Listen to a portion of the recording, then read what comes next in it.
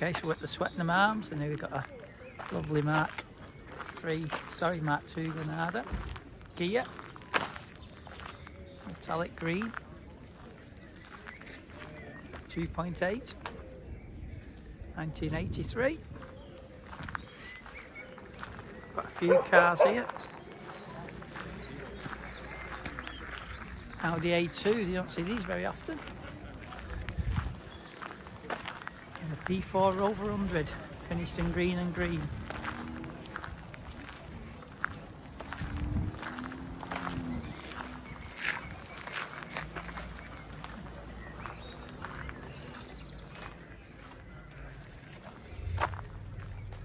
Very nice.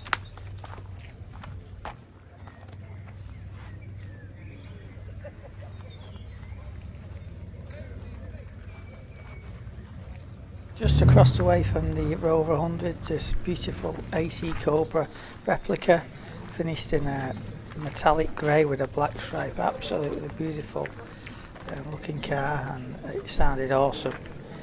Just at the side of that is this lovely convertible 320i to 1990 at BMW 3 Series. It was absolutely stunning, this car, really nice to see it out and about, and very, very, very clean. We just move along the road slightly, and this Jag, well, what can I say about this XJS on her ride, sounded a right beast when it rolled in. I'm not sure what engine's in it, don't know whether it's a Jaguar engine. Looks like it does a bit of trialing or racing. It's got hydraulic handbrake, electronic dash, and a big bird muck on the side, unfortunately, but it did sound absolutely unbelievable. People think it's a 6-cylinder, whether it's a Jaguar engine I don't know. He didn't lift the engine bay up. Next to that we've got this lovely 65 Mustang again. It just sounded ace when it rocked up, loud and typical V8, but a real nice looking car, and that was in the gunmetal grey. Now this was an early split screen Morris 1000. It's had a 1098 fitted to it, and it looked like it's got banded wheels on, but talk about an oily rag, it's just been wiped over in oil. Really, really good, I believe. The owner is off to France in this, to some rally with someone with a 2CV. Had to do a little bit of welding on the chassis, but that's it. It's, as you see, is what you get, all original. Next to that's obviously my little silver XR2. We had a run out tonight with my wife, and then we've got this lovely Jaguar 4.2 long wheelbase Sovereign, and this was a really nice car, finished in white. 4 of them rolled up in it. Yeah, there's the front of the Fiesta. But the Jaguar was beautiful. It was a lovely car, and it come in silent. Now, here's one of my all-time favourites. This is a 1964 3.8 Mark II Jag, finished with a lovely red interior, and the wooden dash was quite nice. It was for sale, and I did want to speak to the owner to see what sort of value he'd put on it. But as I went back to the pub to get rid of my glass, he jumped in it and drove off, and I didn't get a chance to speak to him. Then we've got this lovely Morris Oxford. Now this is a one-owner car, I believe. The owner was his father's. It's absolutely stunning, and I believe he's got a Morris 8 as well in as good a condition as this. But this was just beautiful, finished in a green with the old style number plates, and it had the early dash in, similar to the split windscreen Morris Minor, but the car was just stunning. It had a lovely green interior. Just in front of the Morris Oxford is this lovely 72 Lancia Fulvia. Had a very slight dent in the rear quarter, hardly anything, but what a car. The door gaps were lovely. I've never seen one in this colour either, and it was stunning, absolutely stunning. It was virtually faultless, and the interior was unbelievable. It had this beige interior, and it was done fantastic. The dashboard was lovely. Absolute credit to the owner or the restorer. Next to the Lancia is a John Keynes Rover 90. This is another great car. He's had this probably 30 odd years. saw him obviously yesterday when I came back from Scotland with him in his helmet imp. He had a selection of classics. He's had all the interior redone in red leather, and it's a stunning car, and it drives really well, and when it's running it's absolutely silent like the old Rovers were. Now this was unusual. This 71 Beetle finished in a bright orange. It was a Variomatic 1500cc automatic. Had some lovely seats, and I'm not sure whether they were original, but it had the original type trim, pattern, herringbone I think it's called, and the headlining was absolutely immaculate, and a factory fitted sunroof. So I believe there was only 500 brought of these into the country. Now we've got this little Lotus next to it. This was another lovely car, finished in bright yellow. Not really my cup of tea, looks a bit weird at the back, but the car was stunning. Lovely interior, like a creamy beigey colour, and for a fiberglass car it was really straight, and it look the part, and I'm sure it drove very, very nice. How are you, mate? Right. Now we've got Mark's Systems, one of his collections. It's a Mark III Cooper S called Jeremy, finished in Rover Flame Red. This is another nice car. Most of Mark's cars, in fact all of Mark's cars, are stunning, but this is in particularly exceptional condition.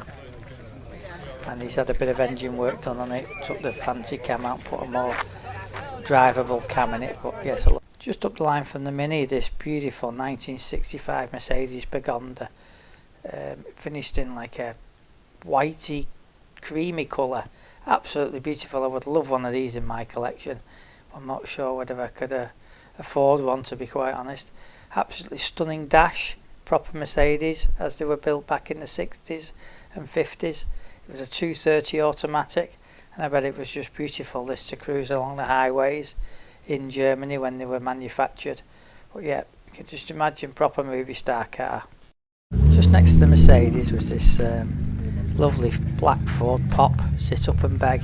Actually quite a big car when you look at it. I didn't realise it was as long as they were, but it was really well finished, and for a black car it was very straight. Like a lovely chrome work on it, and the nice chrome popular badge. But yeah, I wouldn't mind one of them. They were great for hot rodders in the day. Now we've got a Series 1 I think, or an early Series 2 Land Rover. Again, not really my thing, but these have a massive following.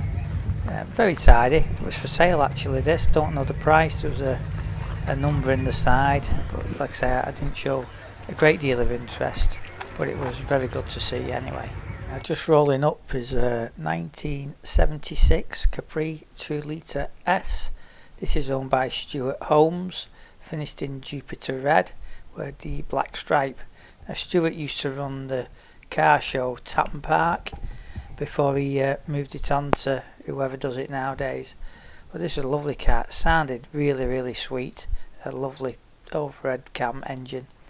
Now we've got this big American vehicle, 1935 V8, and it had this greyhound mascot on the front, which I've never seen before, but the car was absolutely stunning, finishing dark blue, and there was a couple of ladies sat in the back, probably keeping warm, because it was a wee bit nippy, should we say, but proper American car, and I bet that was wonderful to be a passenger in and drive. But there it just says there 1935 Ford V8, so I presume it's a V8 Pilot. I might be wrong.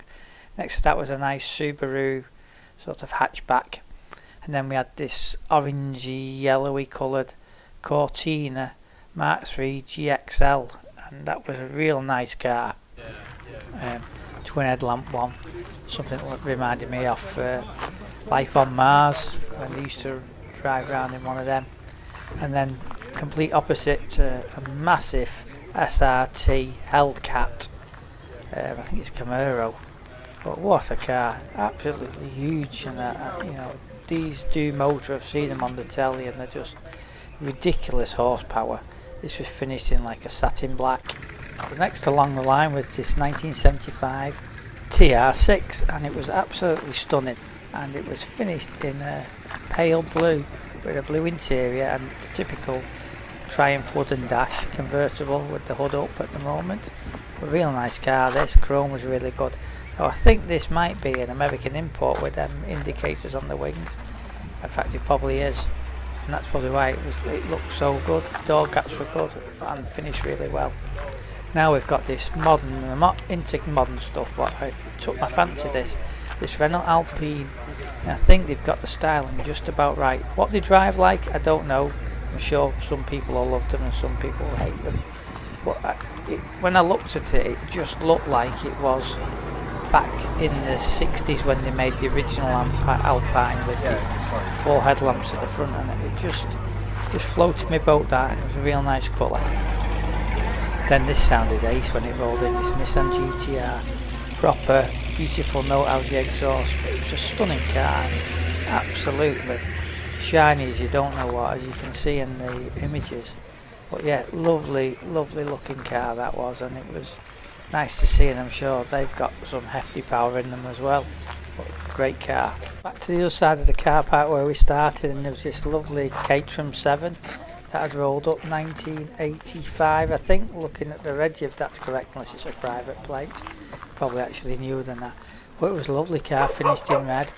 I bet that handled well.